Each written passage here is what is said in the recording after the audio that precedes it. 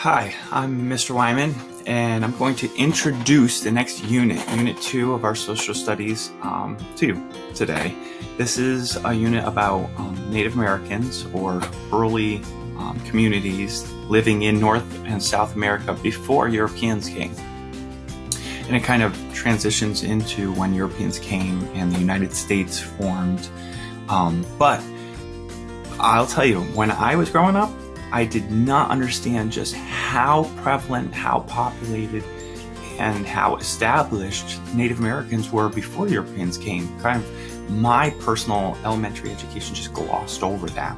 It wasn't until I read this book, 1491 by Charles C. Mann, that I realized, he really opened my eyes to the fact that there were established, populated, highly technical civilizations like the one you learned about in Mexico City just recently, way before the Europeans ever came here. And there were thousands and thousands and thousands of people living here in North and South America for thousands of years. All right, before we get started in this lesson, I want you to use this chart. I want you to write down what you already know about Native Americans. I'm sure you've heard quite a lot about them and seen pictures and watched movies and been in shows, all kinds of things. So what do you already know? And then what would you like to know more about? So what do you wonder about Native Americans? What do you hope to learn? And then finally, after reading these slides and watching these videos, I want you to record what you learned. Okay, you may have already learned something when I said that there were thousands of people living in North and South America before Europeans ever came. And there were cities of people here. They weren't just like a few tribes wandering around. No, it was way more than that. The next slide in the slideshow is this video. There have been many theories as to where the first people get to the world that explains where Native Americans came from, how many there were, and what they did. Hey everyone, thanks for watching. So I want you to watch this. Page 70 and 71 in your social studies books has a map of North America. Now, I didn't particularly care for this map. It only showed information about Native Americans in North America from 1750s. It's very possible that this is when the first recorded data came in.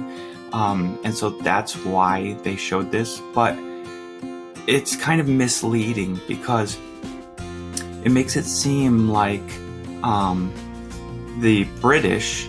So if you look at the key, it looks like the British lived here and the French lived here. This map shows all of these European peoples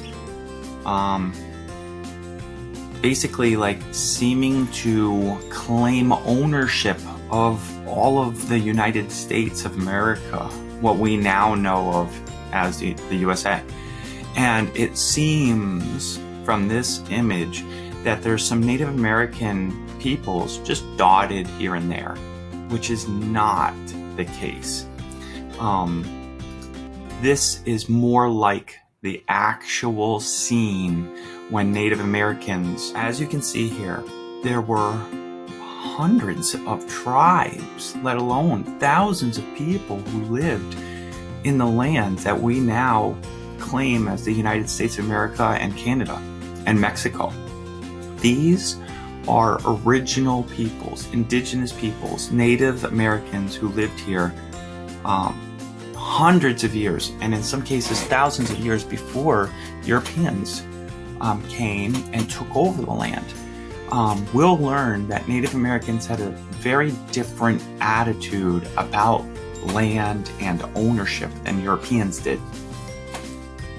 And then these over here are some graphs showing some data. So in 1750, you have the population of the United States. So this is the US population, not necessarily Native American population.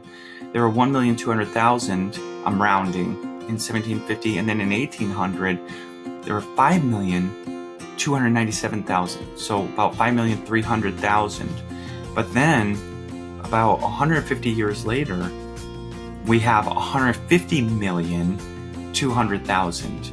And then 50 years after that, the year 2000, there were 281, almost 300 million. And now there's over 300 million people living in the United States of America.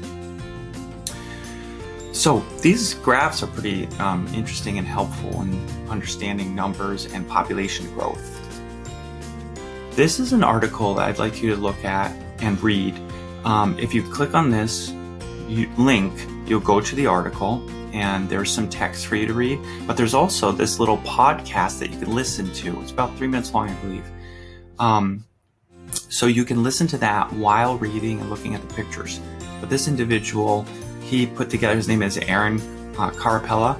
He put together this map, and instead of it being the United States with the states, you can see the outline of the states. It has the Native American peoples who lived in those areas, those spaces of land.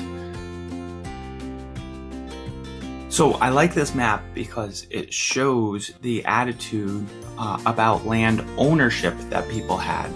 They didn't have borders where it was like, don't cross my line or else we'll war.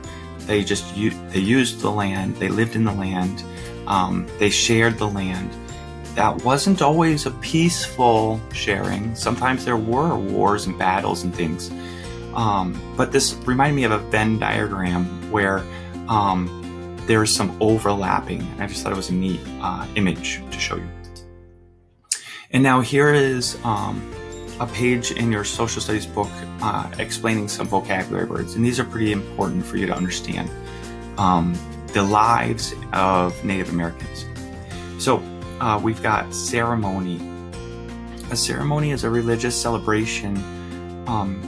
It doesn't always have to be religious, like there are graduation ceremonies that we have today, where you go from one grade to another, or you end your education with a certificate, and that might be a ceremony. It's a special event commemorating or honoring an activity. Economy means the transfer of wealth. So that doesn't always mean money, like you see stacks of cash here. Economy could be trading. Native Americans often would trade goods. So they would make something and then trade it with someone else who made something that they needed. And that could be an economy. Tradition. Traditions kind of are similarly related to ceremonies, but traditions are anything that happens over and over, and it adds to your culture. So if it's a tradition to always drink a glass of water every single morning, that's actually like kind of a tradition for me, before starting the day. It's something that you do over and over and over. Also, it goes along with these words, beliefs and celebrations. So oftentimes a tradition is something that you believe. Now, I drink water because I believe it's good for my digestive system. And I found that it actually helps me throughout the day feel better. So over time, it's almost like a scientific experiment where at first I read about it and then I tried it and it works really well. So I drink lots of water. That's not really the type of cultural tradition that Native Americans might have.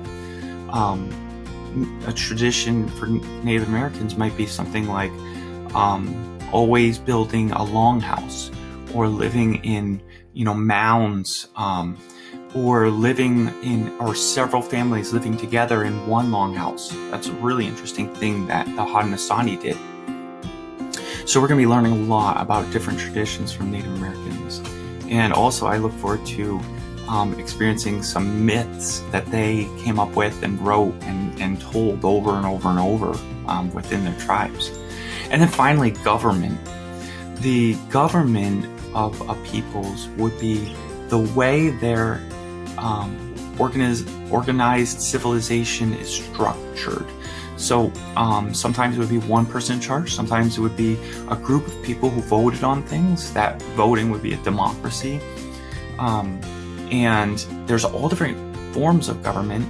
But in order to live in a civilized way, there has to be some form of government that helps people or empowers that community to live peaceably.